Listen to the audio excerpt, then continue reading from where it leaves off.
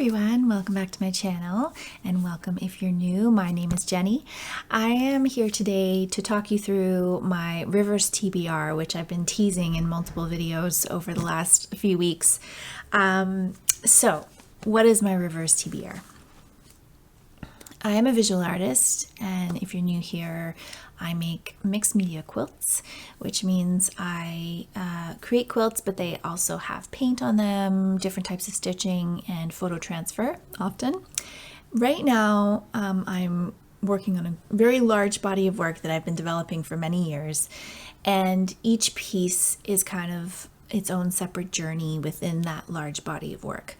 And so right now I'm working on a piece and it has 3 rivers on it, 3 different Canadian rivers that are significant to myself, but also to the settling of Canada by white people.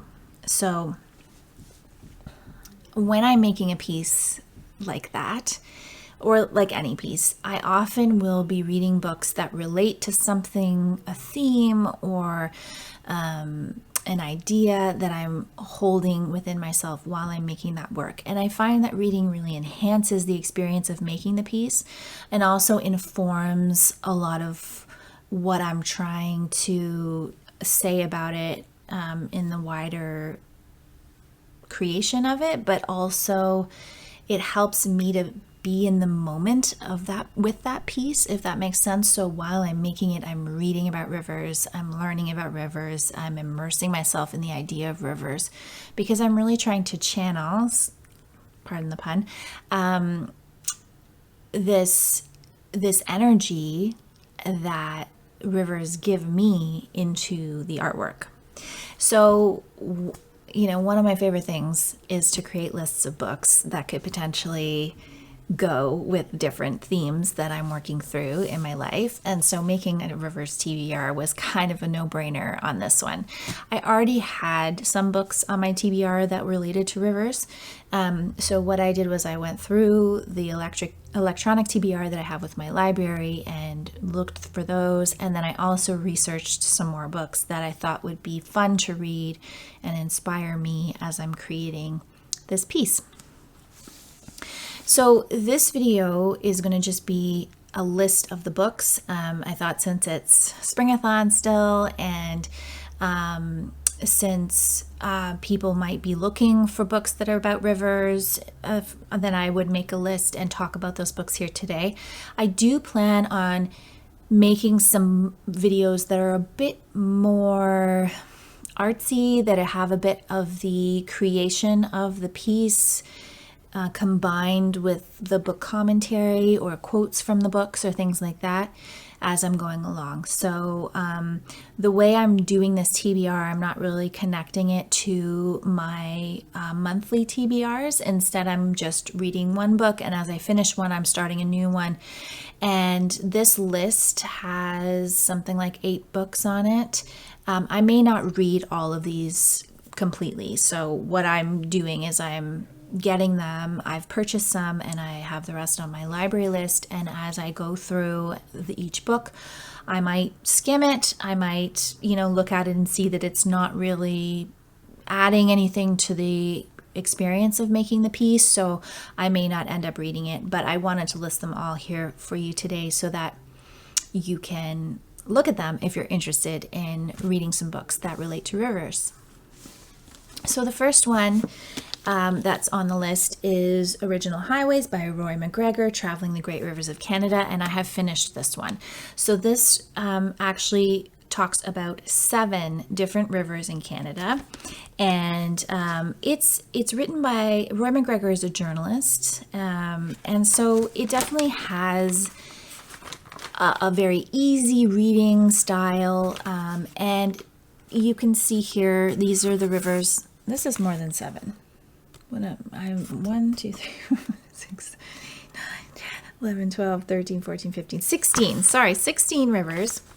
So there's 16 chapters, and he doesn't go into great detail about all these rivers. Obviously, there's not enough space in this book. It would be a much longer book if he went into great detail. So some of the rivers, like the St. Lawrence River, which is the river that the first explorers who arrived in Canada came down, have a very ancient history. Also, the Fraser River, which is a river close to where I am, and one of the rivers that I'm including in my art piece. But what I liked about this book and its overview was that it actually exposed me to some other rivers that I found really interesting in Canada, and that I may do more work around and research around in future, especially the St. John River. I really thought that one was interesting, and the Des Moines River in Quebec. So, this is a really, it's a great overview. It has a lot of interesting information. It goes into environmental concerns. It goes into,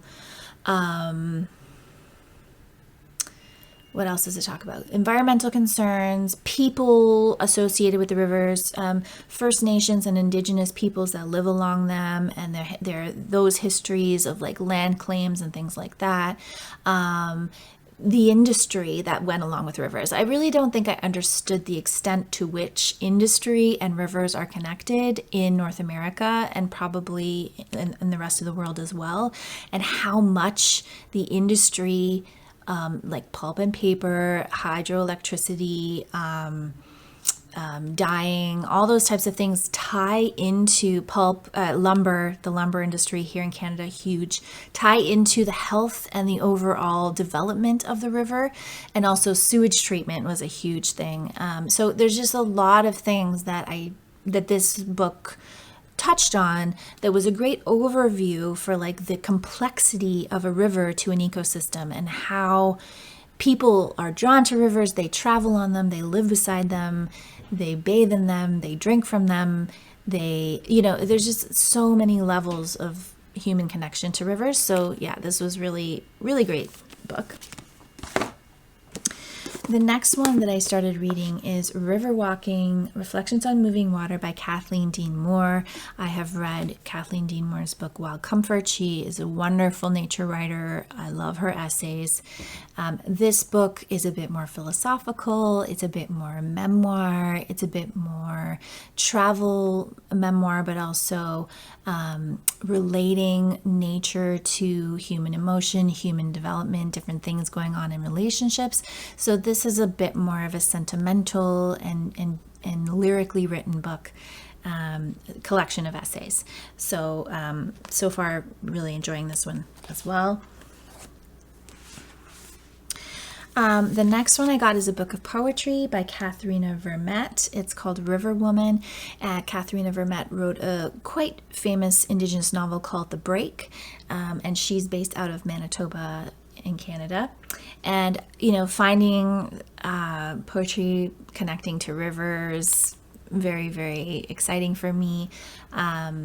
I think obviously nature evokes wonderful poetry, and so I'm really excited to get to this poetry collection and just get more of a lyrical, emotional view of this poet and author's connection to the river through her Indigenous lineage and spirituality. And then the last one that I physically have is For the Love of Rivers, A Scientist's Journey by Kurt D. Fausch. And this was the winner of the Sigurd Olsen Nature Writing Award. So this one obviously is going to have a more scientific edge to it, trying to get a little bit more of that type of information and include it in the overall sense that I'm getting about rivers. There could be some of the scientific stuff that goes over my head. I don't really know.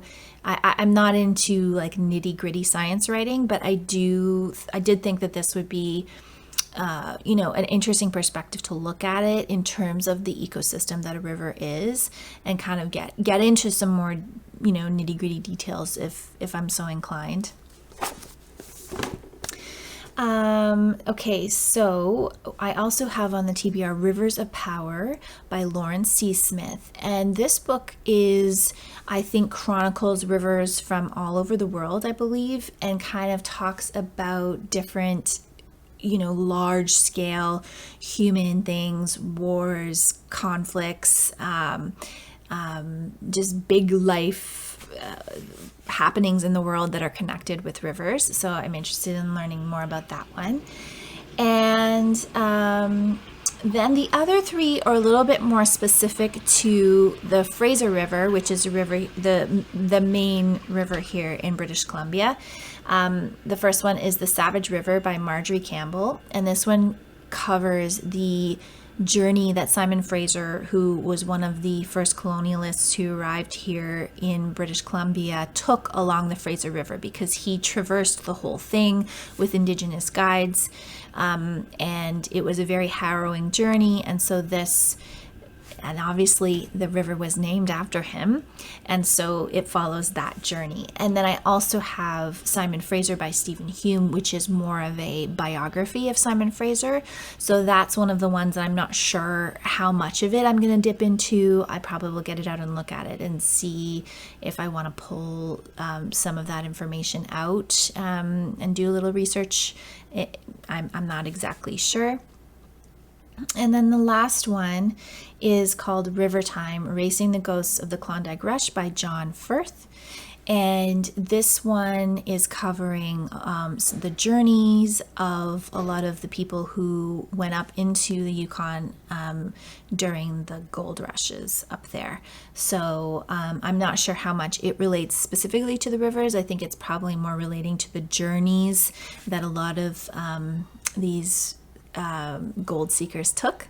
So yeah, again, I'm gonna maybe just skim through that one and see if there's anything that relates to what I'm wanting to learn about and the things I'm wanting to think about. So I think in future I could be potentially reading more books about rivers, about the Nile, for instance, I'm interested in, but that is the ones that are on my TBR for now. Let me know if you've read any of these, and I look forward to hearing anything you'd like to comment about in the comments below. Thank you so much for watching.